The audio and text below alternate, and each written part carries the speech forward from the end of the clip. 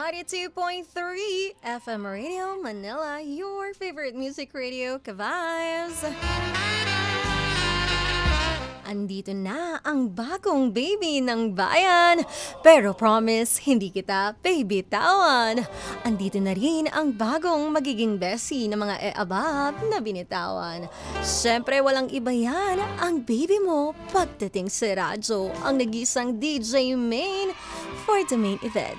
Kaya naman samahan niyo ako ngayong gabing ito hanggang 12 midnight tayo. Ako nang bahalang gumising ng inyong mga natutulog na diwa. Oo, kaya naman shoutout sa ating ka-vibes at mga baby kong driver na nasa biyahe pa rin hanggang ngayon.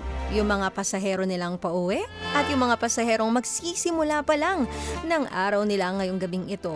At hindi ko rin makakalimutan ang ating masisipag na vendor sa lahat ng wet markets natin. Mga establishments, mga convenience store, mga police stations, at syempre ang mga bus terminal natin. Magandang gabi po sa lahat. At ganun din sa mga OFW natin na nakikinig through our FM Radio Philippines app. Kaya naman kung wala kang radyo, ito na yung pagkakataon. I-download mo na ang aming app. Pumunta ka na sa Google Play Store at hanapin ang FMR Philippines. Nang sa ganon kami ay mapakinggan mo kahit saang lugar ka pa pumunta. At anytime, anywhere, diba? Ayan, magandang gabi rin sa 102.3 Baguio, 97.5 Jensen na nakikinig sa atin ngayon. Kamusta naman ang inyong naging araw?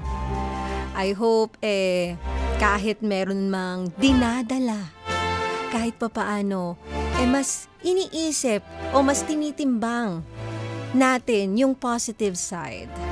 Kahit negative na yung nangyayari, always think the positive side. Lahat yan may mga rason. Everything happens for a reason. Walang coincidence dyan.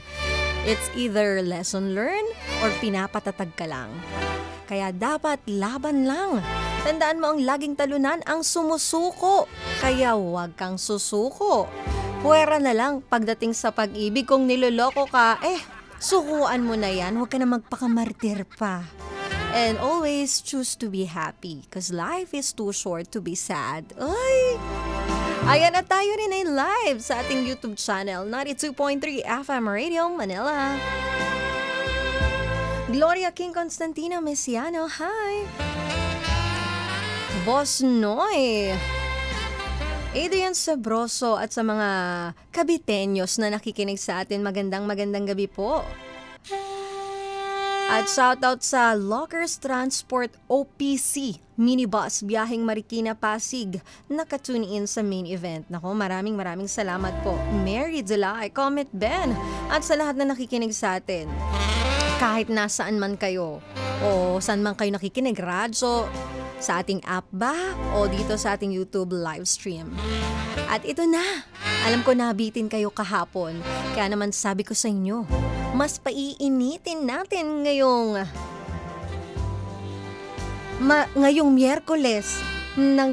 Miyerkules na gabi ang ating main confession.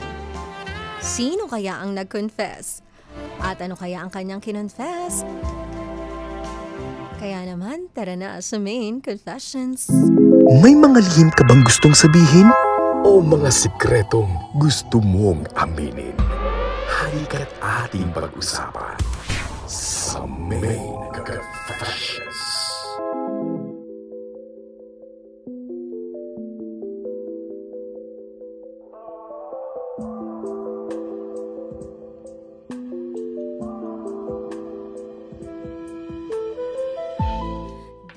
DJ Main, tawagin mo na lang akong Enzo. Hindi ko alam kung tama bang ikuwento ko ito on air, pero baka kailangan ko lang talagang mailabas. Kasi ilang taon na ang lumipas, pero tuwing gabi, bumabalik pa rin ang amoy niya, ang haplos niya, at higit sa lahat, ang alaala ng isang gabi na bumago sa akin. Noong college, may isang babae akong matagal nang gusto, si Ira. Maayos siya magsalita, conservative, laging may libro sa kamay, pero ang lakas ng dating. Every guy sa campus gusto siya. Pero ako, matyaga. Nililigawan ko siya kahit alam kong wala pa akong aasahan. Hatid sundo, tagabuhat ng bag. Ni hindi ko siya nahalikan kahit isang beses. Hindi ko alam kung may pag-asa ba ako sa kanya pero willing to wait ako. Sa gitna ng paghihintay ko sa tamang panahon, may biglang dumating. Siya si Lexie. Seatmate ko siya. Liberal, walang filter. Suot pa lang niya ay parang laging may kasamang paanyaya. Minsan nga ay hinawakan niya ang hita ko habang nasa library kami. Hindi biro yung hawak niya, madiin, matagal at diretso sa kasalanan. Sayang ka, sabi niya sa tenga ko. Sa tagal mong naghihintay sa kanya, baka ako na lang ang kailangan mong tikman muna. Aaminin ko DJ Main, natutokso din ako sa ginawa niyang pang-aakit. Isang gabi, nagiya siyang mag-review sa kondo niya. Pero in reality, ay walang nabuksan na libro. Ang nabuklat ay ang katawan namin. Maaksyon ang mga halikan hanggang sa bumulong siya ng wala akong underwear.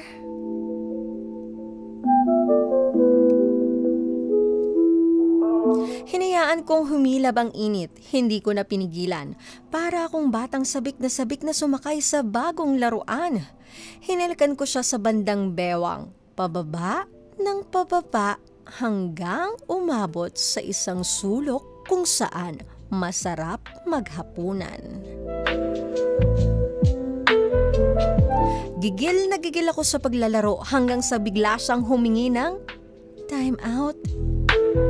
Pero gaya ng tunay na laro, hindi ako sanay na nahihinto, kaya itinuloy ko hanggang sa maabot niya ang tuktok. Habang naghalo ang laway, pawis at ungol ay nakaramdam ako ng guilt. Kasi kahit nasa ilalim ako ng katawan ni Lexie, ang nasa isip ko, si Ira pa rin. Nang matapos kami, habang nakayakap si Lexie ay tahimik lang akong nakatingin sa kisame.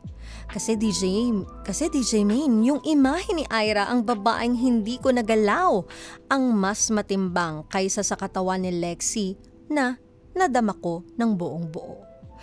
Ano kaya ang dapat kong gawin, DJ Main? Hanggang ngayon, si Ira pa rin ang iniisip ko. Para sa akin, siya na ang the one. Kahit sa katawan ko ay iba ang nauna, paano ko din ito sasabihin kay Lexie?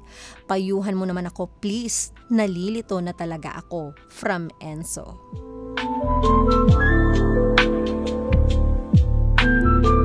Ang hirap nga naman talaga niya, no? Yung iba yung tinitibok ng puso mo, pero iba yung kasama mong kalabing-labing, 'di ba? At talagang mai-imagine mo pa rin yan, yung taong nagpapakilig at talagang nakatatak sa puso mo. Kung ikaw ba si Enzo, ano ba ang dapat mong gawin? Kaya naman pwede kayo magbigay ng inyong opinion, komento sa ating live stream dito sa ating YouTube channel 92.3 FM Radio Manila. Kailangan ng payo ng kapwa niya lalaki. Kaya naman mag-comment na kayo dyan. Pero ito muna yung kay DJ Main para sa'yo, Enzo. Unang-una, sa tanong mong paano mo ito sasabihin kay Lexie?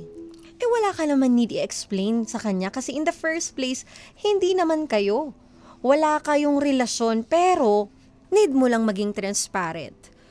Yes, kasi kailangan mong sabihin sa kanya yan, kailangan mong i-share yung totoo mong nararamdaman. Nang sa ganun, wala siyang need asahan sa'yo o expect. 'Di ba? Mas maganda na rin yung from the very, yung unang-una pa lang, klaro sa inyong dalawa kung hanggang saan lang kayo at kung sino talaga yung tinitibok ng puso mo. Hindi naman sa hurt mo yung feelings niya, pero kasi mas okay pa rin yung kahit masakit, totoo, kaysa naman yung puro sweet talks ang binibigay mo sa kanya. Tapos ang totoo naman pala, ang laman ng puso mo ay itong si Ira. Parang niloko mo na siya, niloko mo din yung sarili mo. So much better, magpakatotoo ka na lang, 'di ba? Pero dito sa confession mo, nagpapatunay lang talaga na puso pa din talaga ang nagwawagi. Na kahit gaano ka pa kainit, kung ang puso pa din ang sumisigaw, ito pa din ang papakinggan mo.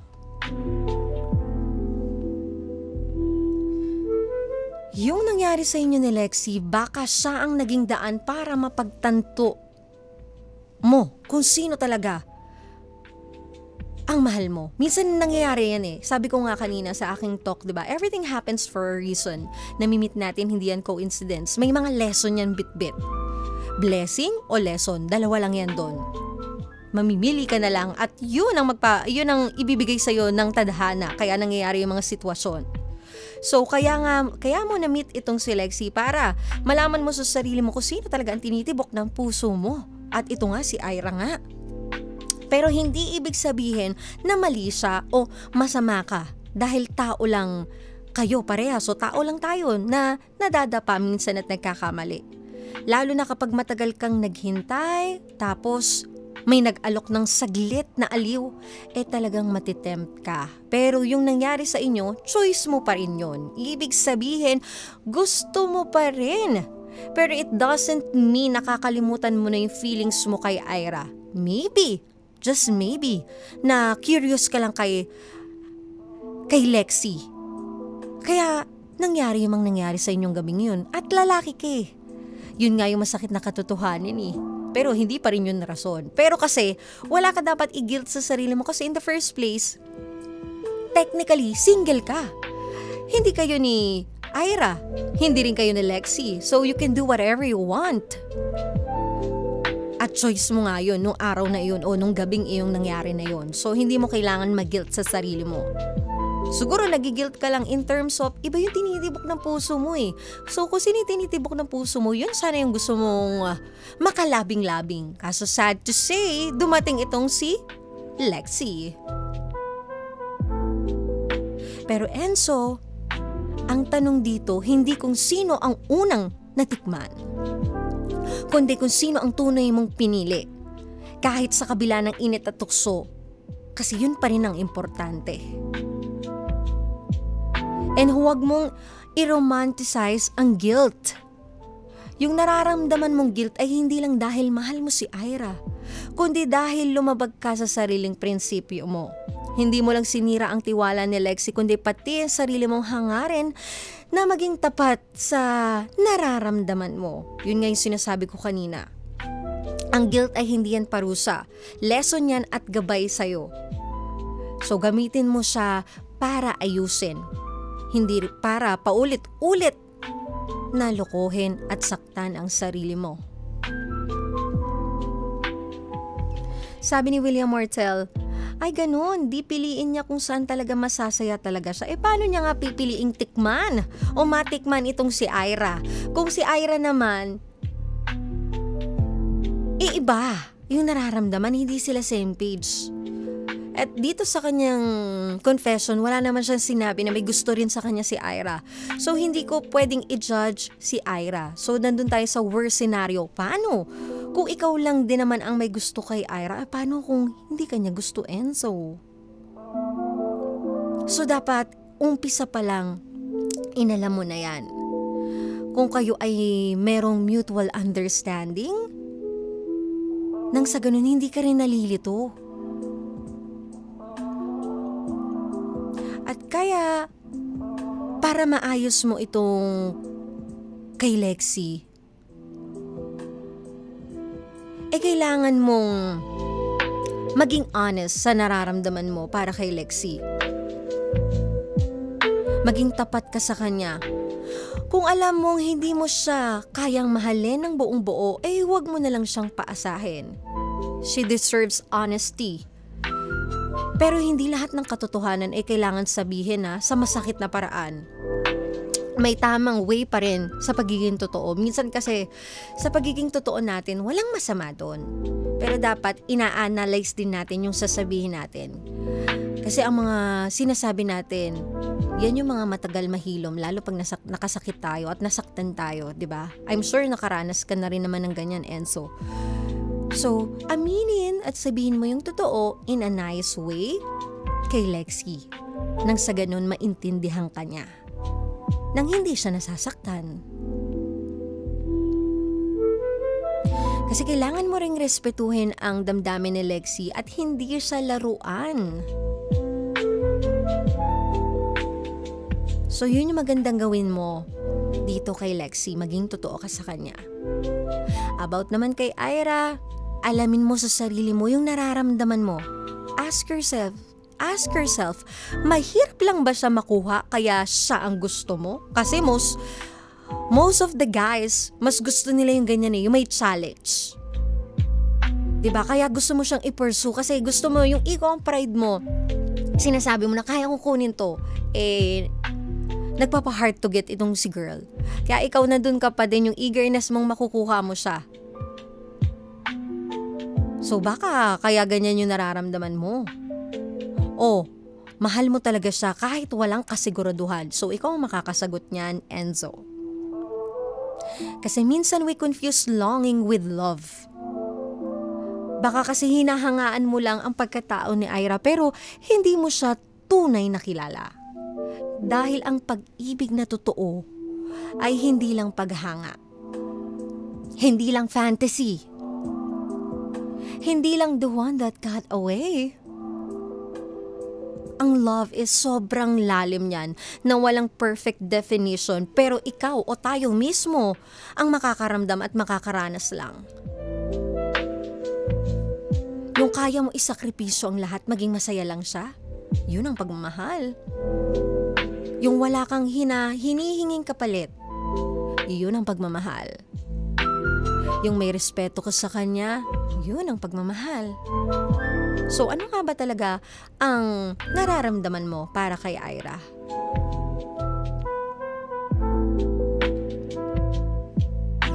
And don't forget to forgive yourself. You made a mistake, yes? But that one night doesn't define your whole being.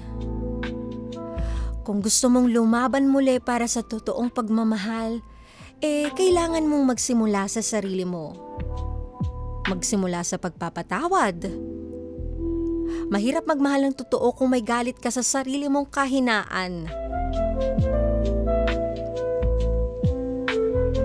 Ito nga sabi ni Boss Noy, payong tapat lang, piliin mo ang napupusuan mo, hindi yung nagbibigay ng panandali ang init ng katawan mo. Ano ba ang pipiliin mo? Pangmatagalan o panandali ang init ng katawan? You choose wisely. Sabi naman ni Comet Ben, mahal mo pa rin si Ira. Magsabi ka ng totoo kay Lexie. Mahirap pero kailangan mong maging totoo sa inyong dalawa. Huwag lang sana magsalita si Lexie kay Ira. Good luck. Ay oo naman. Iba pa naman kapag na-girls talk na. Iba talaga. Baka mawalan ka ng pareha, yung dalawa si Ira at Lexie parehas mawala sa'yo. So ngayon pa lang, gawin mo yung tama. At syempre magiging tama yan kapag naging totoo ka. Wala kang masasaktan, hindi ka rin masasaktan. At kung ito naman si Lexie ay game sa kahit anong laro at open-minded siya, I'm sure naman maiintindihan ka niya at hindi yan mag-a-assume ng kahit ano. Hindi yan mag-e-expect from you. Kasi alam niya kung hanggang saan lang kayo. At alam niya na hindi niya mababago o matuturuan ng puso. Kasi pag nagmahal talaga tayo, hindi mo matuturuan ng puso. Yun yung mahirap. Kaya maging totoo ka lang kay Lexie ngayon. At yung kay Ira, wala ka naman din need i-explain sa kanya kung may nangyari sa inyo ni Lexie. Kasi hindi naman kayo. Sa pag-ibig, hindi palaging panalo ang nauna. Pero minsan, kahit ikaw ang huling dumating, kung totoo ka, ikaw ang pipiliin. Kaya nga sabi ko hindi worth na sabihin kay Ira. Siguro makwento, pero yung explain mo yung nangyari sa inyo ni Lexie. I'm sure, given na yung kay Ira na wala naman siyang pakialam kung sino ang past mo, kung ano yung mga nangyari sa inyo, ang importante, if in the future or tomorrow, ngayon, magkita ulit kayo at naging okay at may mutual understanding kayo, yun yung importante, yung pagiging totoo mo na sa kanya. ngayon, hindi yung kahapon na nangyari sa'yo. Pero bago mo hanapin ang pagmamahal ng iba, hanapin mo muna ang katapatan sa sarili mo.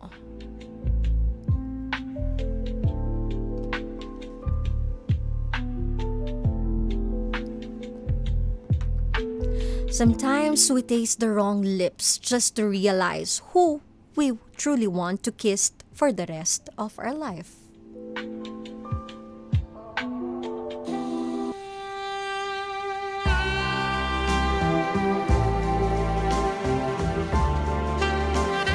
Lahat naman tayo nagkakamali. At yung pagkakamali na yan, wag kang matatakot. Kasi bawat mali na nararanasan natin, may gustong ituro yan. At hindi naman lahat ng mali is mali, ha?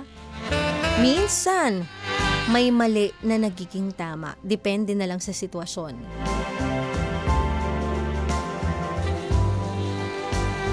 At totoo yun, no? Yung nangyari sa inyo ni Lexie, it's an eye-opener for you na ang mahal mo pa rin, ang tinitibok pa rin ng puso mo ay si Ira. Eh kung yan ang nararamdaman mo, ipaglaban mo yan. At lalo genuine naman talaga ang nararamdaman mo para sa kanya. But don't feel guilt para sa sarili mo. Don't be hard to yourself. Kasi nga, wala naman kayo. So, sabi ko nga kanina, pwede mong gawin lahat ng gusto mo, malaya ka. Kasi wala ka namang inaapakan na iba. Yun nga lang talaga, nakakaano lang talaga na, hindi ito yung mahal ko eh. Siguro ikaw yung tipo ng lalaki na gusto mo na makalabing-labing mismo kung sino yung tinitibok ng puso mo. Eh, dumadating talaga yan sa pagkakataon. Iba yung natitikman natin. Nang sa ganon, eh may matutunan tayo at may ma-realize tayo. Maraming salamat, Enzo, sa pag-share at pag-confess mo kay DJ Main. Sana kahit papaano na-enlighten kita. At sa lahat ng gusto magpadala ng kanilang confession, pwedeng niyong ipadala yan sa ating Facebook page, 92.3 FM Radio Manila. Or hindi naman kaya sa ating Viber, 0954-406-1967. And gusto ko lang pasalamatan, Dental Clinic, Horticulture by Caldana, Isabero Microblading, Vanity Lounge Aesthetics, Imprint Customs, Fiesta Fruit Game Apple to Apple, Zebra Helmets Philippines, at Spink Philippines. And pwedeng nyo ako i-follow sa aking mga social media accounts, Facebook page, YouTube, Instagram at TikTok, pare-parehas na Main Eugenio. At sa aking isa pang Facebook page, DJ Main 92.3. At dito, sa favorite ninyo. Pare-parehas sa lahat ng social media platforms natin, 92.3 FM Radio Manila. At natapos na ang ating main confession for tonight. Kaya naman looking forward for another main confession tomorrow night. Na-excite ako. Malay mo, yung confession mo na pala ang i-air natin bukas. Kaya naman samahan niyo ulit ako for another main confession tomorrow night. Samahan niyo ako Lunes hanggang Biyernes, 10 p.m. to 12 midnight yan. Dito lang sa 92.3 FM Radio Manila, your favorite music radio, Ka-Vibes. Kasama ang baby mo sa radyo, ang nag-iisang DJ Main for the main event, na nagsasabi na worth it na ang pagpupuyat ninyo. Dahil meron nang magsasabi ng, good night baby, I love you.